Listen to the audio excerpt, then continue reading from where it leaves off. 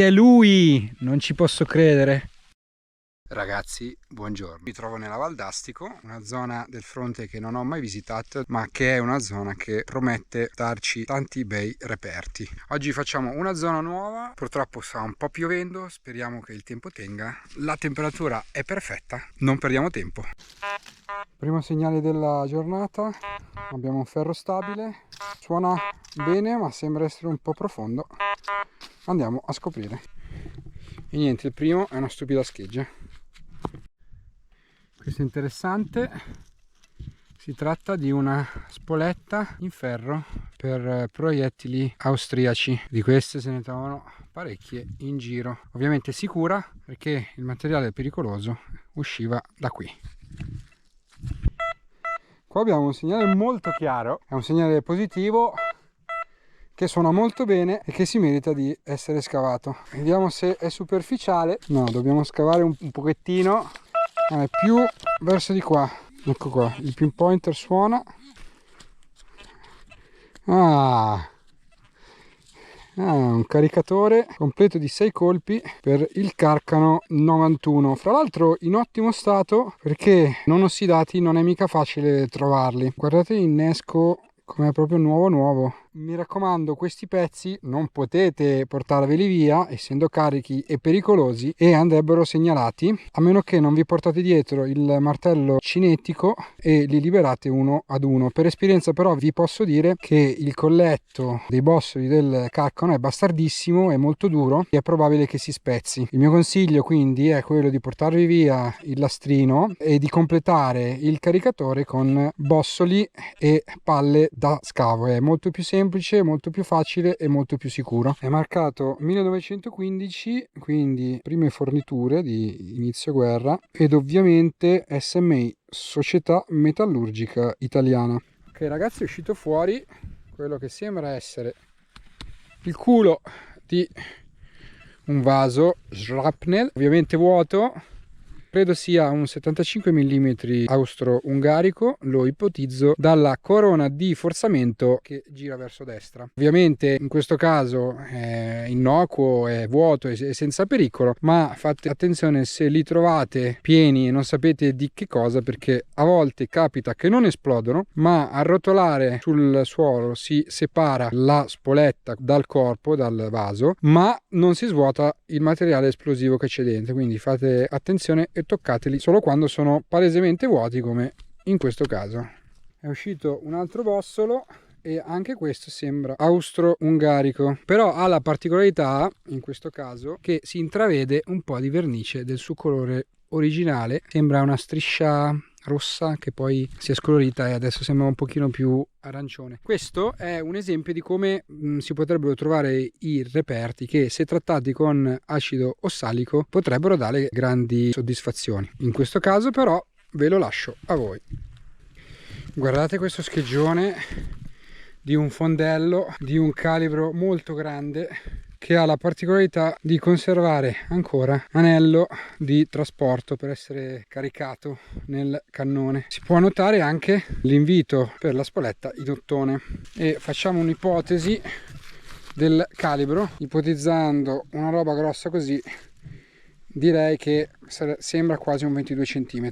È uscito quello che sembra essere una punta di un 65 da montagna. Ha questa colorazione azzurrina perché il materiale dovrebbe essere alluminio, infatti suona molto alto sul metal. Finalmente un segnale interessante. Trattasi della sicura peso del Tevenò, segno che qua sotto c'è stato un tentativo di assalto da parte delle truppe austriache respinto dai Tevenò italiani. E infatti è uscito fuori una piastra sicura del petardo Tevenot. In questi 4 fuori passavano i 4 anelli che sostenevano la sicura, che attraverso una sicura sostenevano il lamierino in sede. Fate attenzione quando trovate questi, perché spesso dopo un bagno in ossalico esce fuori la bellissima stella con le istruzioni per l'uso.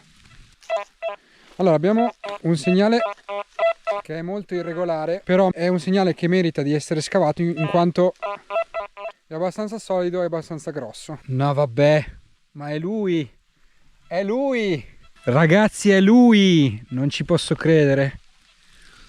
spettacolo. Petardo de Menò, il cosiddetto petardo degli arditi, è esploso male come quasi tutti i petardi, è quasi integro. Questo è un bellissimo pezzo, basterebbe andarlo a piegare e stuccare ed esce fuori un petardo intero, spettacolare. E appena sotto la sua piastra, così vi faccio vedere anche il funzionamento. Questo si appoggiava qui, anzi aspettate che ho pure il peso, Questo era il peso sicura che andava alloggiato all'interno e non permetteva al percussore di andare a percuotere la pila. La sua piastra, questi 4 buchi servivano per una sicura fatta con del semplice filo di ferro con un anello che era fatto apposta per essere sfilato. Questo intaglio qui invece serve per la fettuccina che andava ad avvolgere tutto il petardo con un nastro bianco ed era una ulteriore sicura. La forza centrifuga impressa dal lanciatore al petardo faceva in modo che lo sfilarsi della fettuccina si portasse dietro anche la sua piastra, facesse uscire il peso, permettendo al percussore di percuotere la pila. La parte sopra è fatta da 2 tappi, tappo grosso e tappo piccolo. Il tappo grosso era per il caricamento, il tappo piccolo invece per mettere la molla con il percussore. Sotto invece in questo caso è saltato via, c'era solamente un tappo. Per sapere se è sicuro, oltre ovviamente a vedere che è vuoto, bisogna assicurarsi che sia vuota questa parte qui. In questo caso ovviamente è vuota. Fate attenzione, io so che c'è molta febbre dietro questi petardi, sono molto cercati dai collezionisti, ma fate attenzione perché spesso mi è capitato di trovare dei petardi magari aperti, quindi con la carica secondaria completamente vuota, ma con la pila ancora presente e a volte addirittura con la molla precaricata. Quindi se trovate uno di questi mezzo marcio vuoto, comunque fate attenzione perché è probabile che ci sia ancora la pila. E poco più su, il tipico suono a ferro pieno.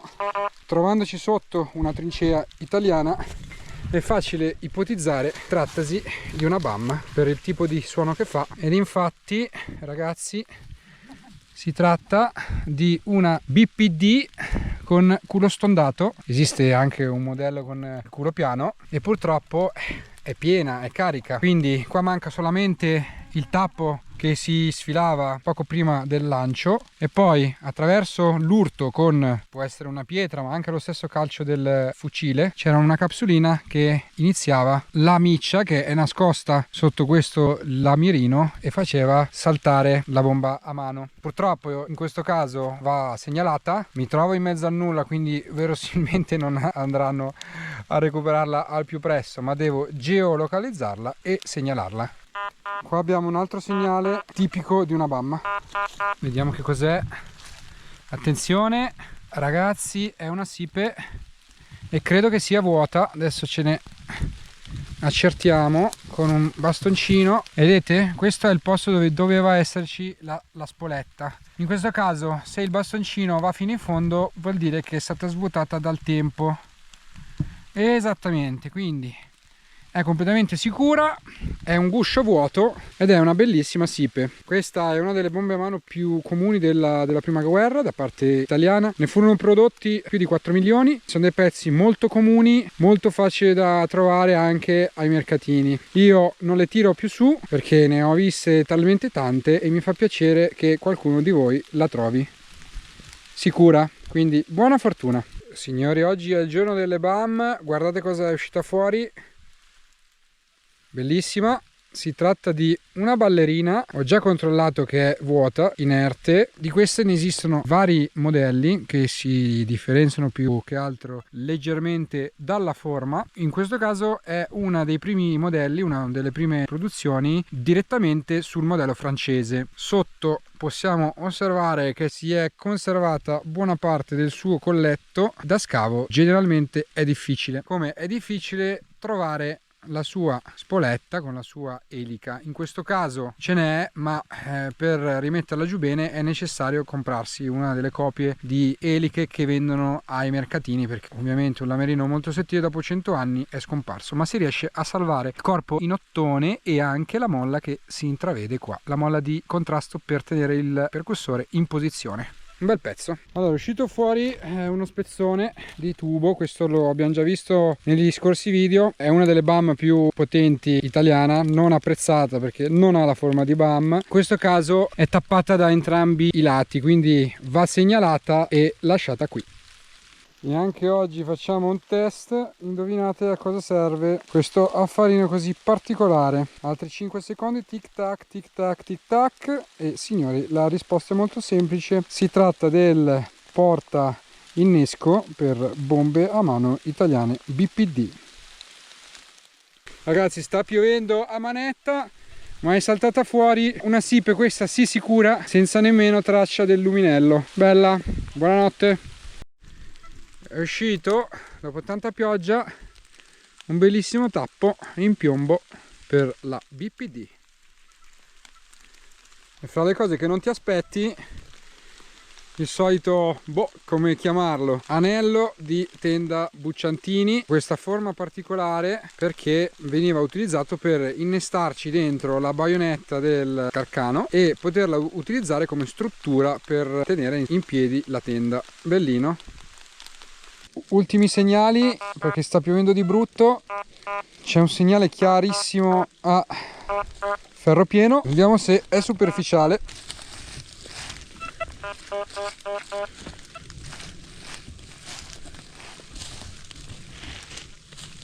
Che cos'è? Bomba a mano BPD, meno male che questa qui a sto giro è vuota. Bello bello. No vabbè, ma che figata, è uscito fuori anche il suo tappo. È comune in realtà trovare BAM vuote, smontate, in quanto i soldati a fine guerra o anche durante la guerra le aprivano e le smontavano per recuperare esplosivo e magari accendere un fuoco. Proviamo a fare una cosa, proviamo a montarci il tappo che abbiamo trovato e a montare la BAM intera.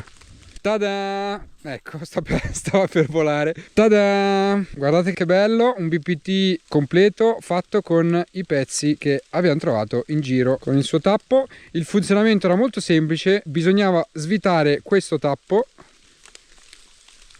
e battere con forza innesco contro una superficie dura, contro una roccia. Ragazzi, cioè questo è un pezzo spettacolare. Ne ho trovati nella mia carriera in questo stato pochissimi. In genere sono tutti brutti, piegati, con buchi. Questo è invece un lamierino bellissimo, solido e per fortuna è completamente inerte in quanto spunta fuori il percussore, segno che la pila è assente. Invece il materiale dentro pericoloso è uscito dai fori che purtroppo adesso col buio non si vedono, quindi abbiamo avuto la fortuna in un colpo solo di recuperare il petardo degli arditi sicuro, pulito e completo. Bellissimo, sono molto felice, sono strafelice di aver trovato tutta sta roba, non me l'aspettavo, più che altro di trovarli in queste condizioni. Noi ci vediamo al prossimo video, vi voglio bene, ciao ragazzi, buongiorno. Ieri non abbiamo potuto salutarci bene a causa ormai del buio e della pioggia, quindi ne approfitto per salutarvi in modo un po' più dignitoso e farvi vedere i ritrovamenti più interessanti della giornata. Purtroppo abbiamo cercato solamente per 3-4 ore buone perché poi si è messo a piovere abbondantemente e ci siamo dovuti rintanare in una caverna che verosimilmente era un rifugio delle truppe italiane. È come se avessimo condiviso con loro persino il giaciglio di dove dormivano nella notte.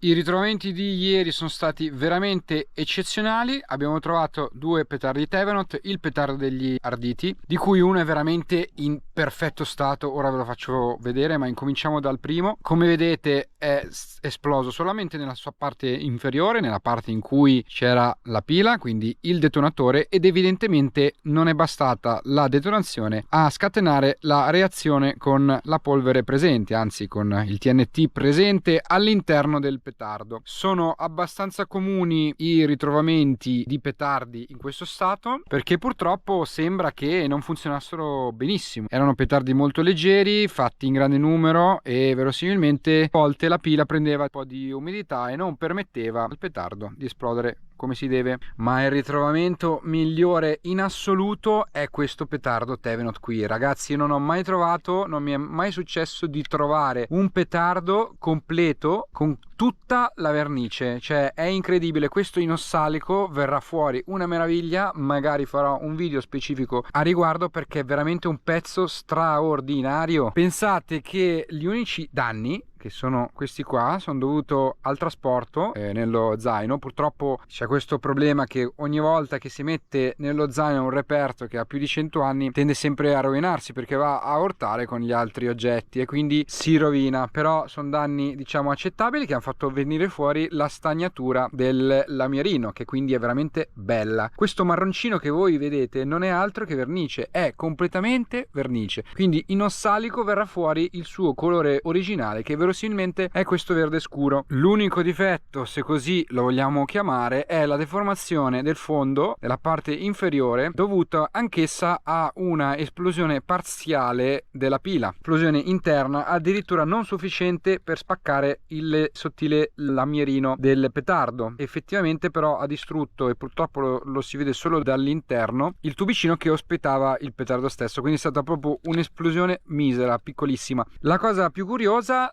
sperando che si vede dal video originale, è il percussore che usciva fuori. Quindi il percussore è riuscito a sfondare completamente la pila e andare fino all'altra parte. Attualmente il percussore si trova all'interno perché, come abbiamo detto, il tubicino è collassato e quindi questo è uno spazio vuoto. Dovremo liberare poi in qualche modo. Non lo so se in una fase di restauro converrà chiudere, quindi andare a raddrizzare il lamierino, un po' perché è un danno dovuto all'uso, quindi è carino anche così, un po' perché c'è il rischio, essendo molto delicati, di fare dei danni. Attenzione, non era il petardo in uso agli arditi, era il petardo insieme ad altri che gli arditi preferivano utilizzare durante gli scontri, perché era leggero, perché era offensivo, perché non faceva tante schegge, quindi potevano andare all'assalto con questo petardo, la cui esplosione aveva un raggio di 6-8 metri per quanto riguarda le schegge. Quindi se un lancio di un braccio allenato lanciava dai 15 ai 20 metri, non c'era il rischio che lo scoppio colpisse anche il lanciatore. Questo discorso vale, oltre che ai Thevenot, anche ai PO, che funzionano più o meno allo stesso modo. Mi raccomando però, come vi ho già detto, questi petardi sono molto pericolosi, difficilmente si trovano interi perché il lamierino quasi sempre è mangiato. Però se si trovassero interi, mi raccomando, non lo spostate, perché è uno dei petardi che funziona con la molla precaricata, che è perennemente in tensione. Qualsiasi cosa, qualsiasi urto magari fa sfilare la sicura, la molla con la sua forza andrà ad impattare contro il petardo. Quindi mi raccomando, se non lo conoscete, se non siete sicuri che è completamente scarico, assolutamente non lo toccate. Se vi si presenta una cosa in questo stato, in cui sia la pila sia il contenuto è completamente svuotato, allora potete stare certi che è solo un pezzo di latta. Ma se nel caso, come capita molto spesso, di trovare dei Thevenot magari aperti, vuoti all'esterno ma con il tubicino ancora chiuso, mi raccomando, del tappo